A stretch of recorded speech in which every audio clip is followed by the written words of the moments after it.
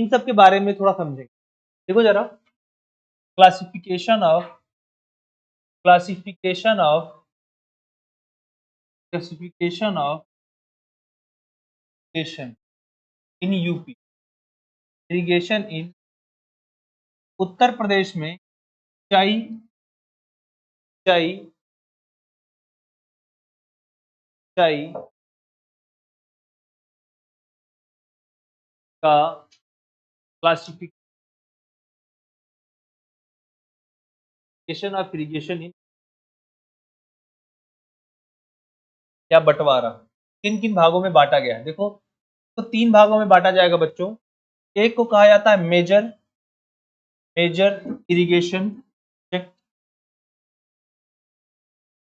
Irrigation project. दूसरा होता है आपका मीडियम इरिगेशन प्रोजेक्ट। तीसरा होता है आपका माइनर मेजर इरिगेशन प्रोजेक्ट, दीर्घ सिंचाई परियोजना, मध्यम सिंचाई परियोजना तथा सूक्ष्म सिंचाई परियोजना। 3 प्रकार की ये परियोजनाएं हैं हमारे यहाँ पे। इसमें अगर हम बात करेंगे ना मेजर इरिगेशन प्रोजेक्ट, 3 प्रोजेक्ट लिख लिए ना, 3 टाइप के। कौन कौन से हो गए आपके मेजर, मीडियम एंड माइनर। अब ये मेजर इरिगेशन प्रोजेक्ट किसे कहेंगे? अगर 10,000 हेक्टेयर से अगर ज्यादा की भूमि सिंचित करता है then it will called major irrigation.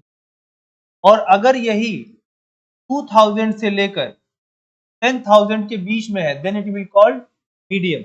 और if it is less than 2000 then it will be called minor project. देख लो, मेजर प्रोजेक्ट्स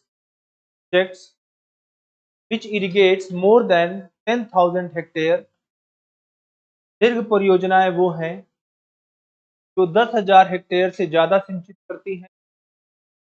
मेजर प्रोजेक्ट दीर्घ परियोजनाएं वो हैं जो 10,000 हेक्टेयर से ज्यादा भूमि सिंचित करती हैं। Medium projects irrigate 1000 to 10,000। मध्यम सिंचाई परियोजनाएं 2000 से 10,000 के बीच में। And minor project irrigates less than 1000 hectare. और सूक्ष्म परियोजनाएं 2000 से कम सिंचित करती हैं। 2000 से कम सिंचित करती हैं। चलो, ये तो हमें टाइप समझ में आ गया। क्लासिफाई किया है इसको 3 भागों में। अब उत्तर प्रदेश में कौन कौन सी जो आपकी सिंचाई की तरीके हैं, किस किस तरीके से हो रहा है सिंचाई। लाइक कई जगहों पे प्राइवेट लोग अपना खुद का ट्यूबवेल वगैरह लगा कर रहे हैं। उसके लिए क्या गवर्नमेंट सपोर्ट कर रही है कुछ वगैरह है। तो हम लोग, और देखो, तो ये आपके ट्यूबवेल वगैरह लगाए जाते हैं ना, ट्यूबवेल है आपका, तो ये सब जो है आपका कैसे है, ये माइनर प्रोजेक्ट्स है। कैसे है आपके? माइनर है। और माइनर में भी अगर हम बात करें तो इसमें कई सारे तो क्या है आपके प्राइवेट है। क्या है आपके? प्राइवेट। तो थोड़ा सा हम बात करेंगे कि प्राइवेट को किस प्रकार से सपोर्ट कर रही है सरकार भी। हेडिंग डालो private minor irrigation projects. Private minor irrigation, व्यक्तिगत सिंचाई सिंचाई योजनाएं सिंचाई योजनाएं। पहला है आपका free of cost borrowing. Free of cost borrowing, मुफ्त में बोरिंग की सुविधा। Free of cost borrowing. देखो, ये जानते हो क्या होता है बोरिंग? खेत के अंदर नीचे ग्राउंड वाटर तक क्या करते हैं, पाइप लगाते हैं और फिर वहां से फिर आपका मोटर होगा वो लगाकर पानी को हम निकाल सकते हैं। तो ये जो परियोजना शुरू हुई है ये 1985 से शुरू। This project was started in 1985। यह परियोजना 1985 से शुरू की गई।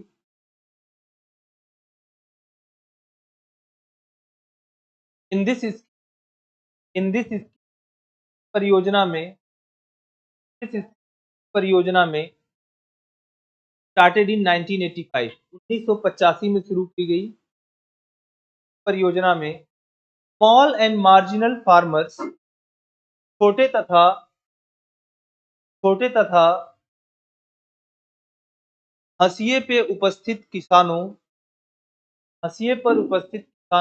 Marginal farmers gets grant from government, किसानों को सरकार से अनुदान प्राप्त होता है and they gets free boring, और इन्हें मुफ्त में बोरिंग प्रदान की जाती है।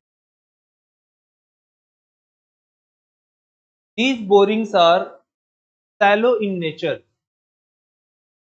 ये बोरिंग उथले होते हैं। Shallow in nature, ये बोरिंग उथले होते हैं। देखो इसका मतलब ये है, तो बोरिंग भी तीन प्रकार की होती है बच्चों। एक होता है आपका सैलो, एक होता है मीडियम, और एक होता है डीप, है ना। तीन प्रकार की बोरिंग होती है। एक क्या होगा आपका सैलो मतलब कि काफी ऊपर ही पानी जहां मिल जाता है उनको क्या बोलेंगे हम लोग, सैलो। उसके बाद मीडियम बीच वाला, और बहुत गहराई तक अगर जाते हैं तो हम क्या बोलते हैं, इसको डीप बोरिंग कहा जाता है। तो ये जो आपका फ्री ऑफ कॉस्ट बोरिंग किसके लिए है, आपका सैलो बोरिंग के लिए, और इसको फ्री में उपलब्ध कराया जा रहा है किसको, किसानों को। 1985 से ही ये बोरिंग चल रही है। आगे लिखो दूसरा, scheme for government scheme for medium boring tubewell, मध्यम बोरिंग नलकूप के लिए सरकारी परियोजना।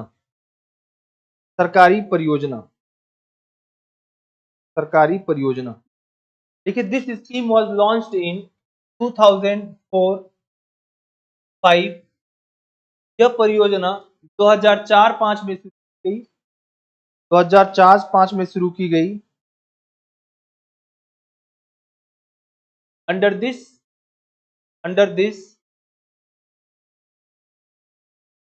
Medium size borings were done by government grants के द्वारा मध्यम प्रकार की बोरिंग सरकारी अनुदान से की जाती है। नेक्स्ट लिखो, डीप ट्यूबवेल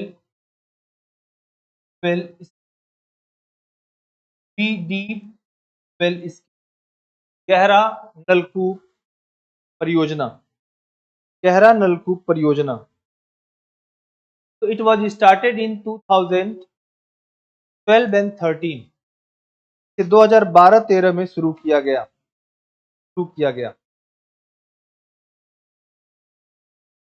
बस डेट याद रखो, या देखो आपको अगर ऐसे क्वेश्चन आता है तो आपको बस यही कर देना है। सरकार जो है अलग अलग योजनाओं में, जिसमें आपको माइनर, आपके मीडियम और मेजर, इन तीनों में फ्री में आपके बोरिंग कराने के लिए क्या कर रही है, स्कीम चला रही है। अब उसमें बस डेट आगे डालते चले जाओ।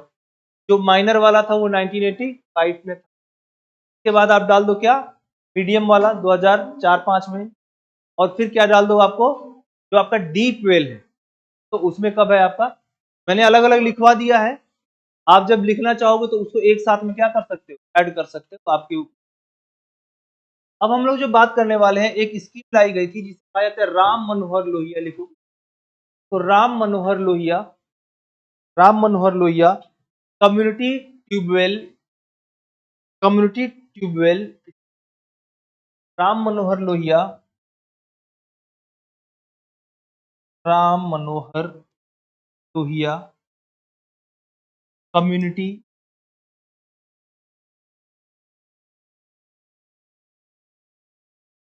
ट्यूबवेल, राम मनोहर लोहिया सामुदायिक नलकूप नलकूप योजना, राम मनोहर लोहिया सामुदायिक नलकूप योजना। देखिए, अंडर दिस स्कीम, इस योजना के अंतर्गत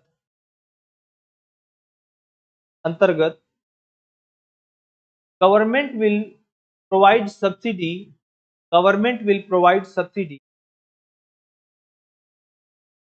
subsidy for construction of tubewell.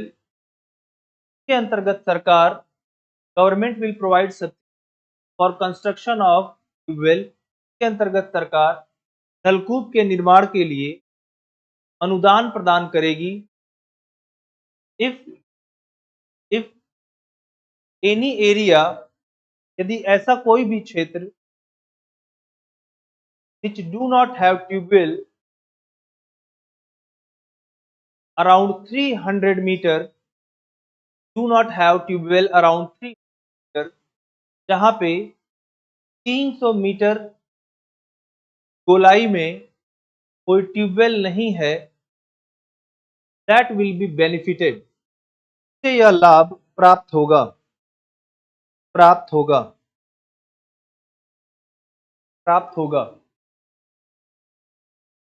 It will be constructed for a community of farmers। यह किसानों के समुदाय के लिए बनाया जाएगा।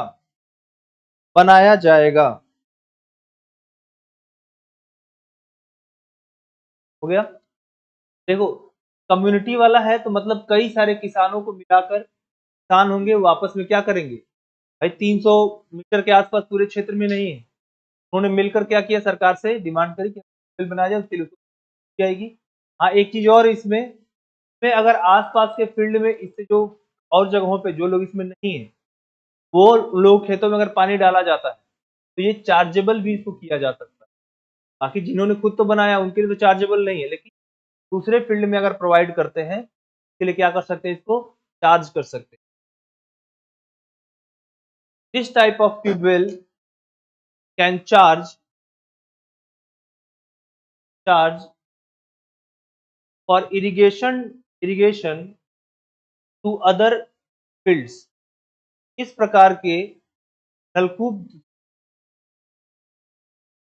दूसरे खेतों में पानी चलाए जाने पर शुल्क लिया जा सकता है। अच्छा, एक स्कीम लाई गई थी, scheme for surface pump set,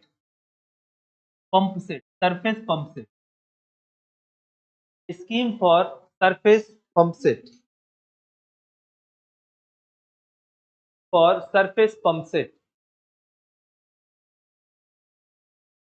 सतही पंप सेट लगाने के लिए योजना। अब देखो, ये क्या होता है, आपका नदी तो ट्यूबवेल नहीं लगाना है, या नाल जो आपका कैनाल है, नहर है, तो सीधे वहां से पानी क्या कर लेना, निकाल लेना, तो क्या बोलेंगे हम, surface pump set. This type of pump set will be provided in Bundelkhand region. इस प्रकार के पंप सेट बुंदेलखंड क्षेत्र में प्रदान किया गया। इट इज मेन एंड और it was provided to Sonbhadra, Mirzapur, और इसे मिर्जापुर, चंदौली एंड प्रयागराज, चंदौली और प्रयागराज में भी प्रदान किया गया। चंदौली एंड प्रयागराज, चंदौली और प्रयागराज में भी किया गया।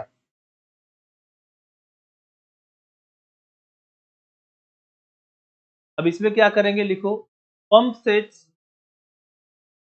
Set will use natural source of water for irrigation. Pump will use natural source of water for irrigation. Pump से प्राकृतिक जल के स्रोत से सिंचाई की जाएगी। प्राकृतिक जल के स्रोत से सिंचाई की जाएगी, लाइक जैसे कि रिवर, कैनाल, पॉन्ड, लेक, जैसे कि नदी, नहर, तालाब तथा लेक। अच्छा, एक और स्कीम लाया गया है, देखो scheme for blast well. Scheme for blast well, scheme for blast well. Blast well के लिए, ब्लास्ट कुएं के लिए योजना। देखिए, this scheme was launched in Bundelkhand and Vindhyan region. इसे बुंदेलखंड तथा विंध्य क्षेत्र के लिए लाया गया।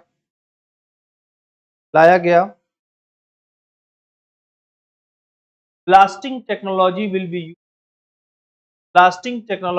used for construction of well. Blasting technology will for construction of well. कुएं के निर्माण के लिए ब्लास्टिंग तकनीकी का उपयोग किया जाएगा। These are private well। यह निजी कुएं हैं। Which are made from government expenditure। जिन्हें सरकारी खर्चे से बनाया जाएगा।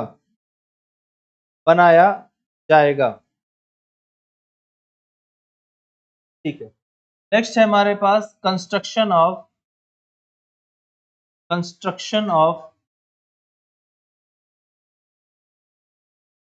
Check dams.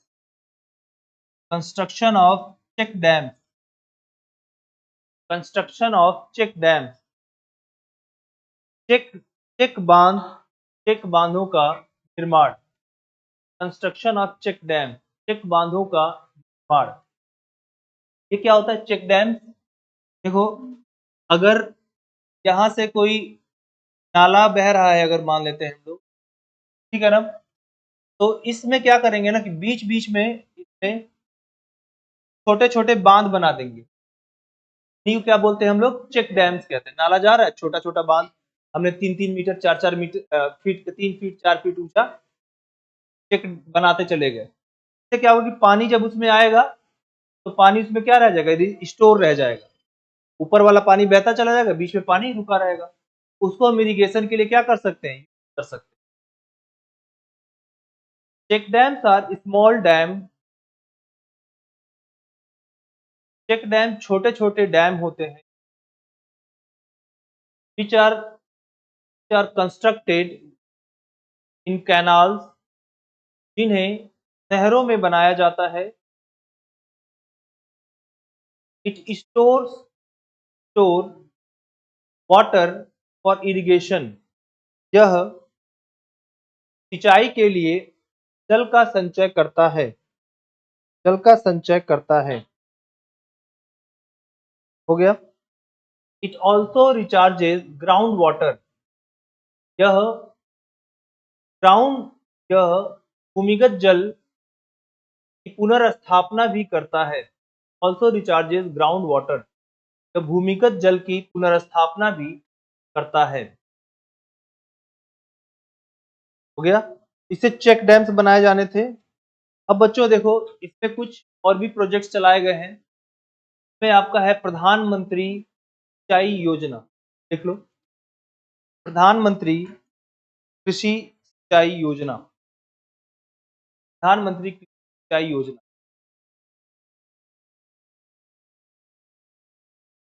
This irrigation project, यह सिंचाई योजना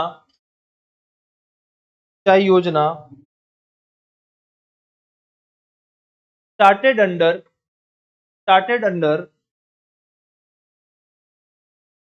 अंडर हर खेत को पानी कंपोनेंट, हर खेत को पानी कंपोनेंट। इस सिंचाई योजना को हर खेत को पानी देने के लिए शुरू की गई। इनिशियली शुरू में it was started in 18 district of Uttar Pradesh. इसे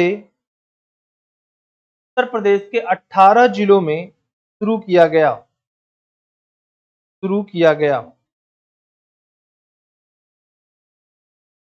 ठीक है, अब देखो ये तो आपके स्कीम्स हो गए कुछ जो सरकार ने क्या करी है, मदद करी है। तो हर खेत को पानी के बारे में थोड़ा सा और हम लोग चर्चा करेंगे आपको आगे चल के। स्कीम के अंदर पर ड्रॉप मोर क्रॉप, ये आपके जो है इसकी अंतर्गत डाली गई है। हमें अभी इतना डिटेल में इसको नहीं जाना है, हमें बस जो क्वेश्चन पूछा जाएगा, हाँ इरिगेशन के कौन कौन से हैं माध्यम और कैसे इसको बढ़ावा दिया गया है, हमको इरिगेशन का माध्यम और उसको बढ़ावा देना समझ। अब कुछ प्रोजेक्ट ऐसे हैं जो आपके माइक्रो प्रोजेक्ट्स हैं। कैसे प्रोजेक्ट हैं? माइक्रो प्रोजेक्ट्स हैं। इन माइक्रो प्रोजेक्ट्स में जैसे ड्रिप इरिगेशन आता है, स्प्रिंकलर आता है। क्या आता है? Drip irrigation and sprinkler. Micro irrigation projects, micro irrigation project, सूक्ष्म सिंचाई परियोजनाएं, सूक्ष्म सिंचाई परियोजनाएं। देखिए, फॉर इरिगेशन, सिंचाई के लिए there is large demand of water, जल की बड़ी आवश्यकता होती है। लार्ज डिमांड ऑफ वाटर, जल की बड़ी आवश्यकता होती है। परंतु देयर अवेलेबिलिटी इज लेस, लेकिन इस उपलब्धता कम है।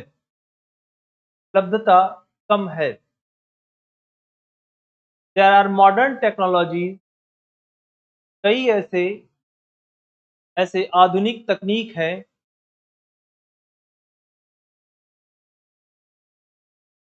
which can be used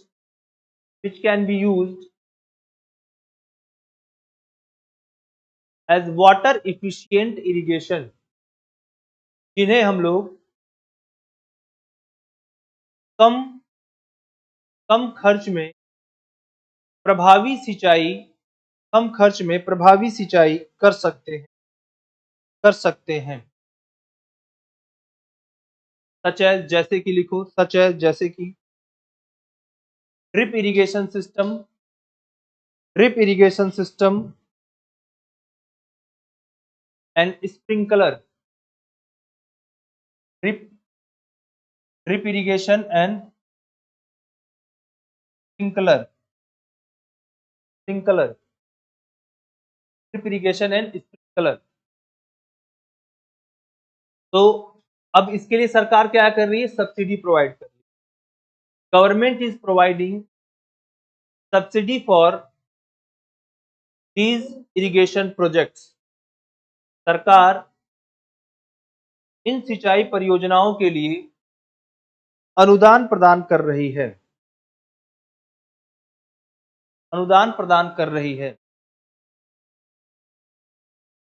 These projects have following benefits.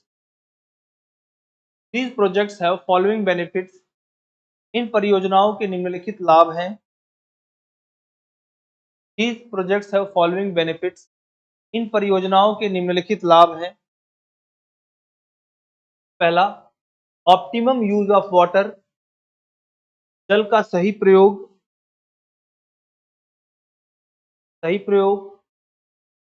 Uniform application in field, खेत में एक जैसी सिंचाई, improves quality and yield, गुणवत्ता तथा उत्पादन को बढ़ावा देती है, improves quality and yield, हो गया, गुणवत्ता और उत्पादन को बढ़ावा देती है, सेव इलेक्ट्रिसिटी की बचत करती है, सेव इलेक्ट्रिसिटी बिजली की बचत करती है, makes easy to use fertilizer, pesticide and pesticide, makes easy to use fertilizer, pesticide and pesticide, यह उर्वरक, पेस्टिसाइड और पीडीसाइड साइड के प्रयोग को आसान बना देती है। तो इसमें बहुत आसान है, कैसे करते हैं इसको, जैसे हम लोग पहले सिंचाई करते थे तो पूरे खेत में पानी फैला देते थे। अब इतनी बड़ी मात्रा में आप जो है क्या नहीं यूज कर सकते, पेस्टिसाइड की पूरे खेत में। तो अब क्या करते हैं, जैसे ड्रिप इरिगेशन है या स्प्रिंकलर है, तो पानी का कम यूज होता है तो उसी में मिक्स कर देते हैं क्या, पेस्टिसाइड और उसको छिड़क देते हैं अपने आप, तो ये इजी कर देता है। आगे लिखो, it inhibits growth of grasses, या घासों के जमने को रोकता है,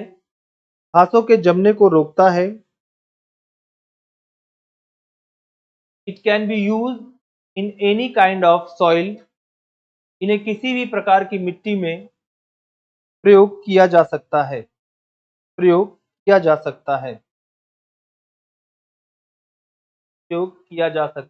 आगे लिखो, प्रधानमंत्री सिंचाई योजना, आगे प्रधानमंत्री सिंचाई योजना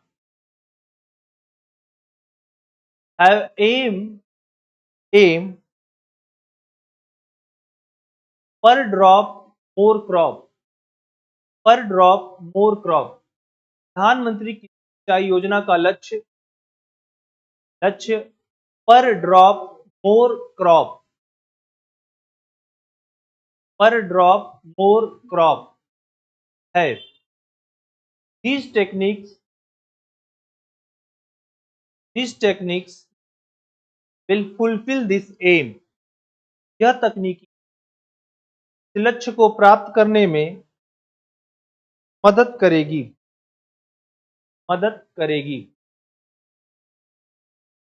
ठीक है, तो ये हमारे ये ड्रिप हो गया, और क्या हो गया आपका, स्प्रिंकलर हो गया।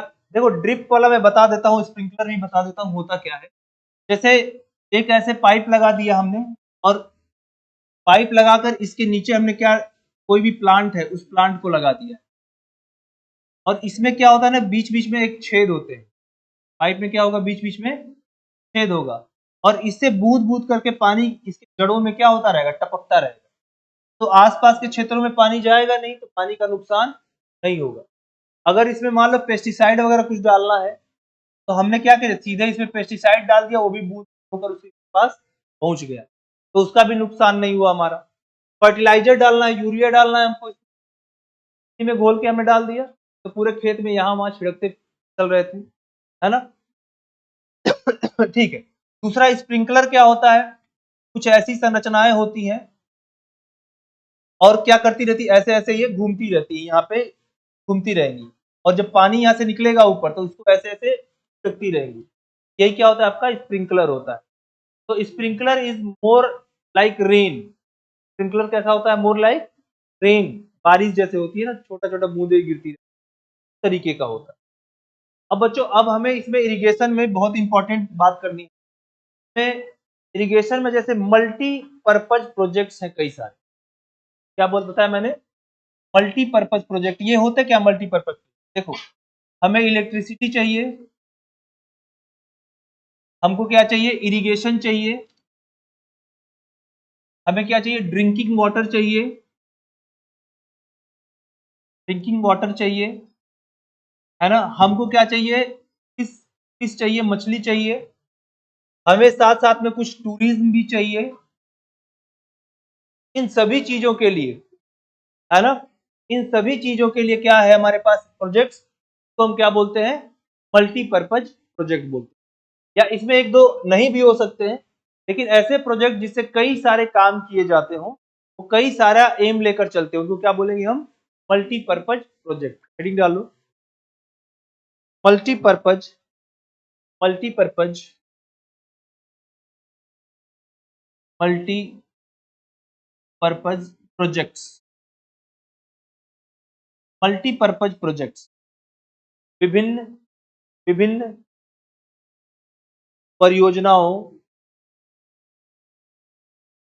परियोजनाओं के लिए योजना, मल्टीपर्पज प्रोजेक्ट, मल्टीपर्पज प्रोजेक्ट। देखिए, multipurpose projects are those projects, ये ऐसी परियोजनाएं हैं, ये ऐसी परियोजनाएं हैं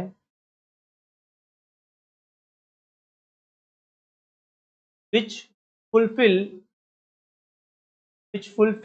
many demands, से कई प्रकार की मांग की पूर्ति की जाती है, मांग की पूर्ति की जाती है। लाइक जैसे कि देख लो, इलेक्ट्रिसिटी, इरिगेशन, बिजली, सिंचाई, ड्रिंकिंग वाटर, टूरिज्म, टूरिज्म, इसका या फिशरी, टूरिज्म, अन्य।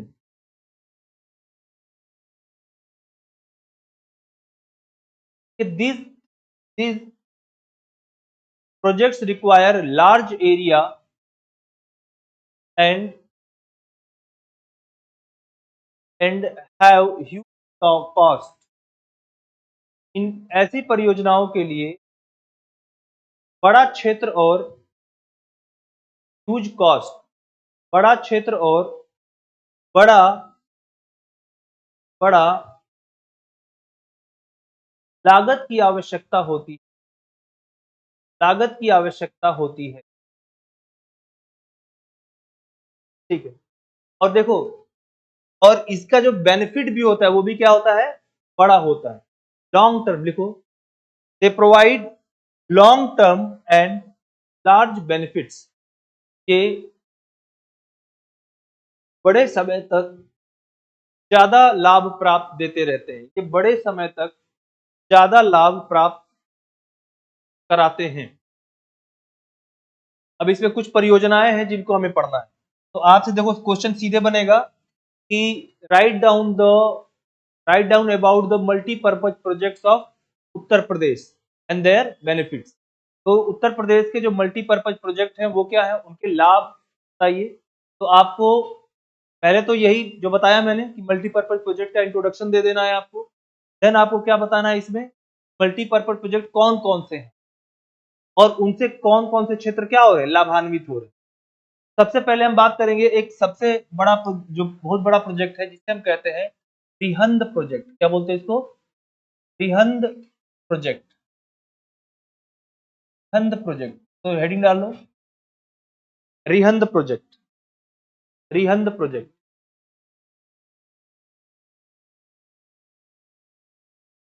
रिहंद प्रोजेक्ट। अब सुनो, रिहंद प्रोजेक्ट है क्या। अगर उत्तर प्रदेश में देखोगे बच्चों इस तरीके से, तो यहां पर एक जिला है जिसे हम बोलते हैं सोनभद्र। क्या नाम है, सोनभद्र। सोनभद्र में एक रिवर है, स्मॉल रिवर, यहां से फ्लो के यहां पर आती है, इसे रिहंद रिवर बोलते हैं। क्या बोलते हैं, रिहंद रिवर है। रिहंद एक्चुअल में एक सहायक, एक सोन की सहायक नदी है। की सहायक नदी है, सोन की सहायक नदी। रिहंद छोटी नदी है। रिहंद जो है आपके छोटा नागपुर का पठार वाला जो क्षेत्र है, तो ये आपके रिहंद रिवर, इसी रिहंद रिवर पे ये रिहंद क्या है प्रोजेक्ट उपस्थित है। और ये एक मल्टीपर्पज प्रोजेक्ट है। 1960 में इसको कंस्ट्रक्ट किया गया था। तो देखो,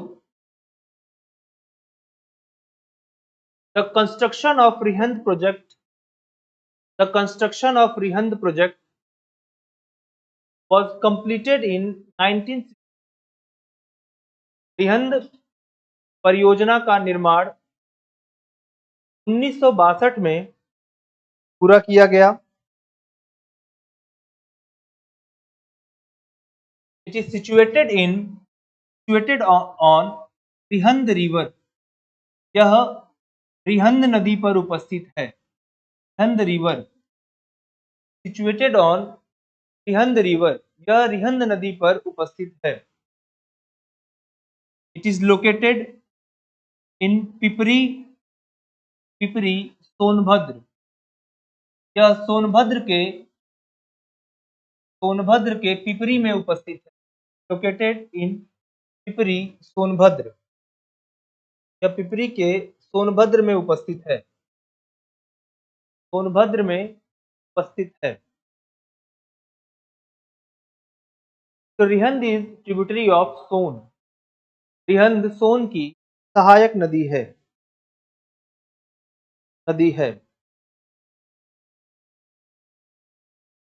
Rihand project have hydro electric dams. Rihand परियोजना पर जल विद्युत बांध बनाए गए हैं।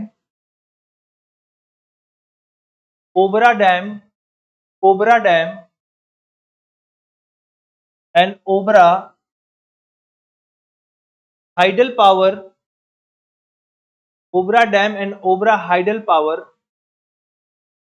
Are part of Rihand project. Obra dam और Obra hydel power Rihand project का ही हिस्सा है। It provides electricity, irrigation and drinking water. से विद्युत, सिंचाई तथा पीने का पानी उपलब्ध कराया जाता है।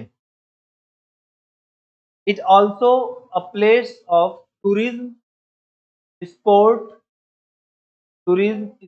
And fishing.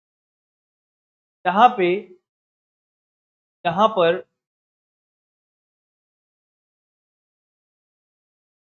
टूरिज्म, स्पोर्ट और फिशरीज भी होती है।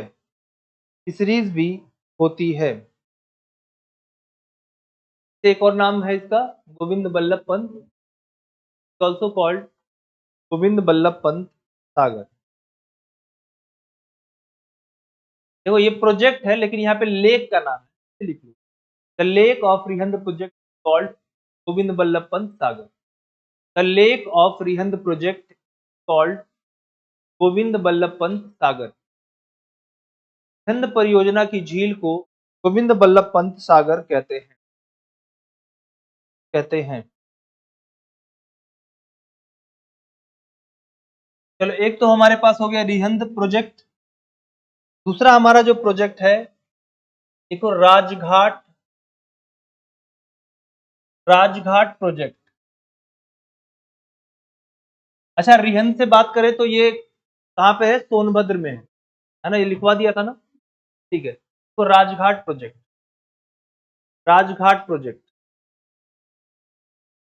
देखो, it is joint project of Madhya Pradesh and Uttar Pradesh. यह मध्य प्रदेश और उत्तर प्रदेश की संयुक्त योजना है। Madhya Pradesh and Uttar Pradesh, constructed in Lalitpur on Betwa river. यह ललितपुर में बेतवा नदी पर बनाया गया है।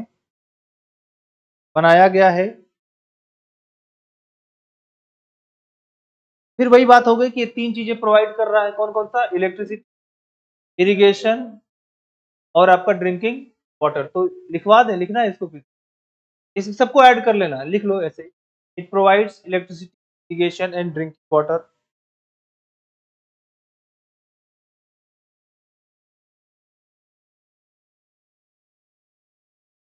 देखो अब ये राजघाट के तुरंत बाद इसी के आगे एक डैम है जिसे बोलते हैं माता टीला डैम। क्या बोलते हैं इसको? माता टीला डैम। लिख लो, माता टीला डैम, माता टीला डैम। अलग अलग है ये।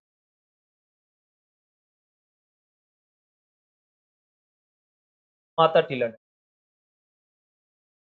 देखो जहां राजघाट बना, यहाँ ललितपुर है बच्चों, यहाँ नीचे ऐसे बना लेता हूँ, और ऐसे बेतवा रिवर आ रही है, तो यहाँ पे राजघाट है, यहाँ पे आपका क्या है, माता टीला डैम। ये भी ललितपुर में ही है। Mata Tila dam is also located in Lalitpur. Mata Tila बांध भी ललितपुर में उपस्थित है।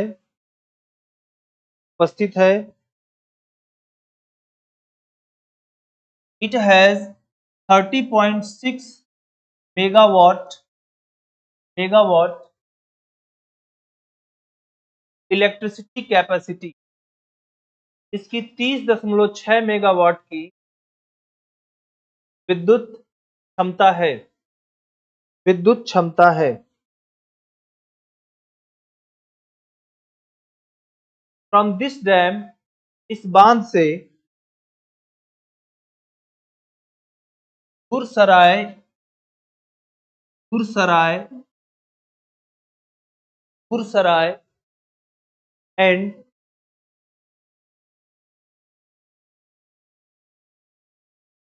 टीवर, Gursarai and Mandar, MANDAR, and Mandar canal originated, और मंदार नहर निकाली गई है, विच इरिगेट्स हमीरपुर एंड जालौन, जो हमीरपुर और जालौन को सिंचाई प्रदान करती है।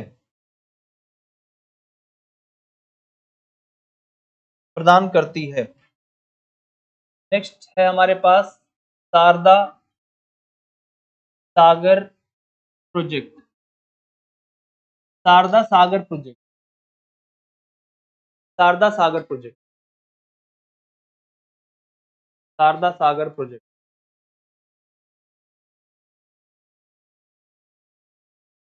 देखिए, this project is located in, यह परियोजना पीलीभीत में उपस्थित है। It is near Indo Nepal border, यह इंडिया नेपाल सीमा के पास है।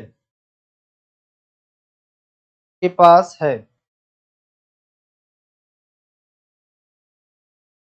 के पास है। It provides irrigation to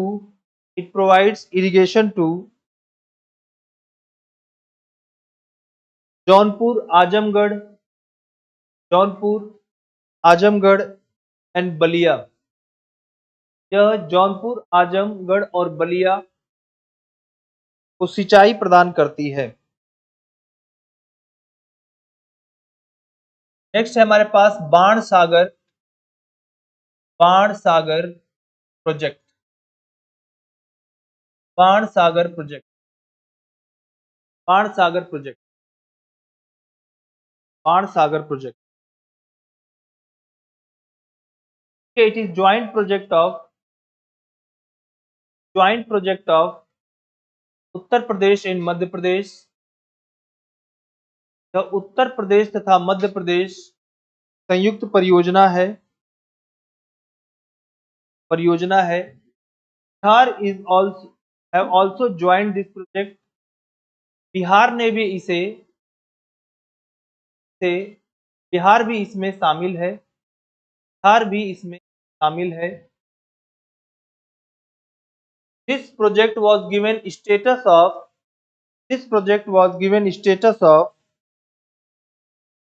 national project in 2018. This project was given status of national project in परियोजना को 2018 में राष्ट्रीय परियोजना का दर्जा दिया गया।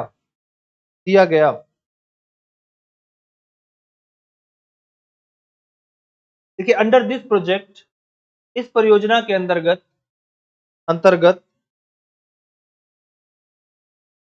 बाणसागर डैम ऑफ मध्य प्रदेश का बाणसागर बांध Madhya Pradesh will provide water supply to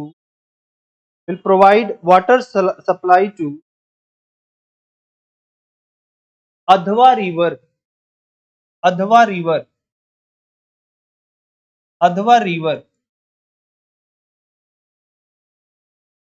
river को जल की आपूर्ति करेगा,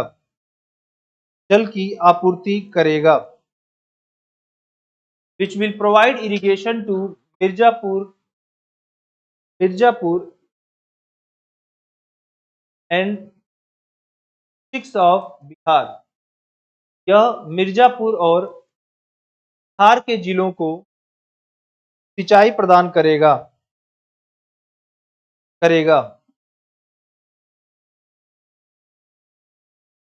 अंडर दिस प्रोजेक्ट, इस परियोजना के अंतर्गत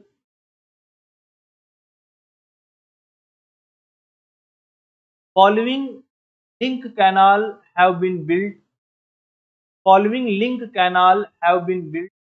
निम्नलिखित लिंक कैनाल बनाए गए हैं। तो अधवा मेजा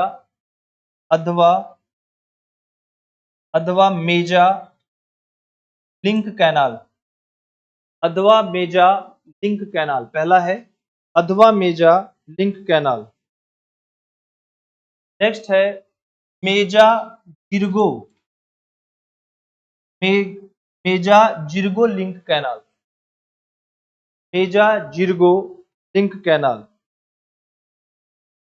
और नेक्स्ट है आपका जिरगो हुसैनपुर लिंक कैनाल। तो अधवा मेजा लिंक कैनाल, फिर Meja Jirgo link canal and Jirgo Husainpur link canal, ऐसे लिंक कैनाल्स इसमें बनाए गए, ठीक है ना।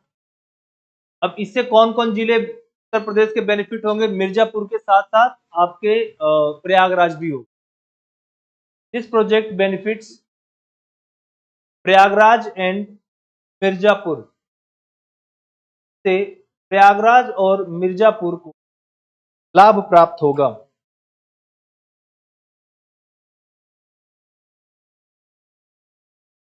नेक्स्ट लिखो अर्जुन डैम।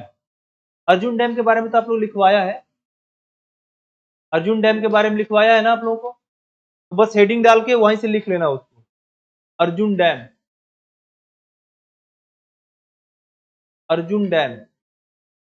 ना कहां पर है? महोबा में अर्जुन रिवर पे। नहीं लिखवाया है? लिखवाया है मैंने, ठीक है। चलो लिख लो, तो परेशान इधर उधर लिखना है कि नहीं लिखना है? लिख लो अर्जुन डैम लिखो। Is located in Mahoba district या महोबा जिले में उपस्थित है। ऑन अर्जुन रिवर, अर्जुन नदी पर।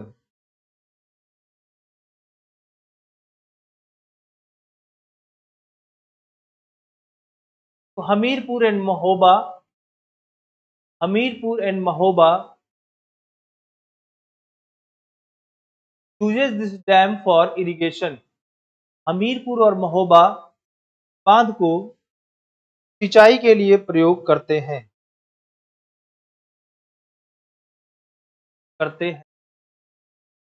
एक और है हमारे पास रेणुका जी मल्टीपर्पज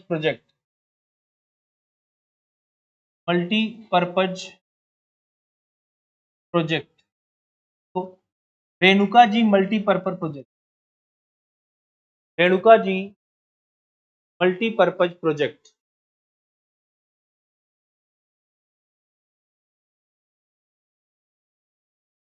देखिए, it is joint project of 6 states, यह 6 राज्यों की संयुक्त परियोजना है।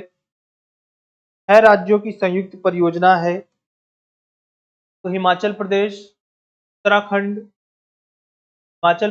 Uttarakhand, Delhi, Rajasthan, Haryana and Uttar Pradesh.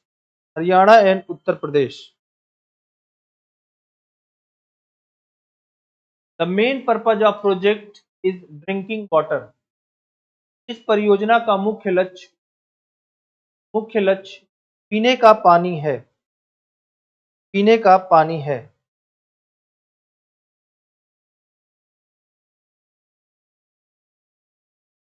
This project is also identified as national project. परियोजना को भी राष्ट्रीय परियोजना का दर्जा प्राप्त है।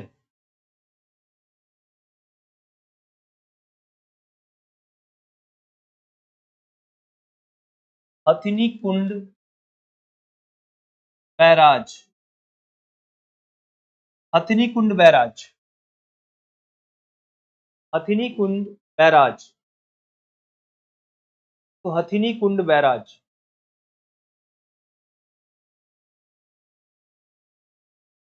देखिए, it is built on Yamuna river in Haryana. Built on Yamuna river in Haryana से हरियाणा में यमुना नदी पर बनाया गया है। It provides water for eastern Yamuna canal in Uttar Pradesh. Provides water for eastern Yamuna canal उत्तर प्रदेश। यह उत्तर प्रदेश में पूर्वी यमुना नहर को पानी प्रदान करता है। अब हमारे पास एक है शारदा। देखो, Sharda Yamuna link canal. Sharda Yamuna link canal. Sharda Yamuna link canal लिखवा चुका हूं। आगे आगे आगे आगे, Sharda Yamuna link canal next project है। शारदा यमुना लिंक कैनाल, देखो,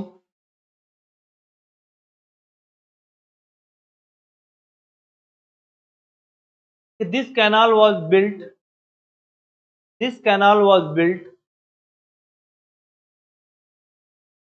to reduce the scarcity of water in Yamuna। इस शहर को यमुना नदी में पानी की कमी को कम करने के लिए किया गया है। बेसिकली इसमें पानी की सप्लाई आएगी कहां से, देखिए, this canal will provide water to Yamuna from Sharda. This canal will provide water to Yamuna from Sharda. यह यमुना को शारदा से जल प्रदान करेगी।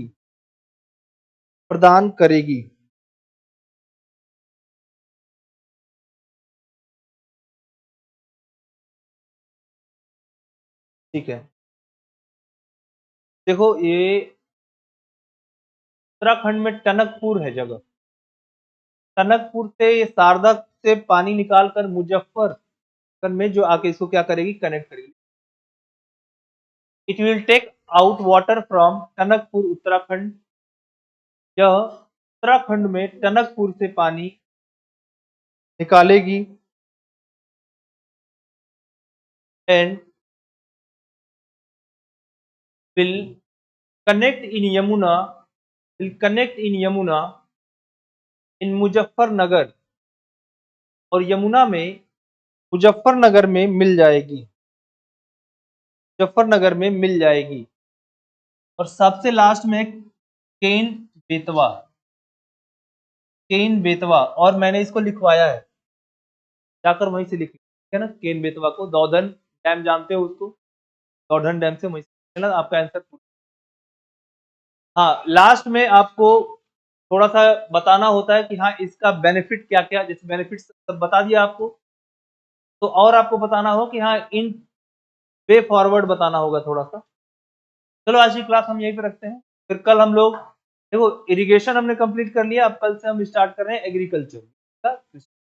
तो ये हमारा ज्योग्राफी वाले पोर्शन का लास्ट पोर्शन।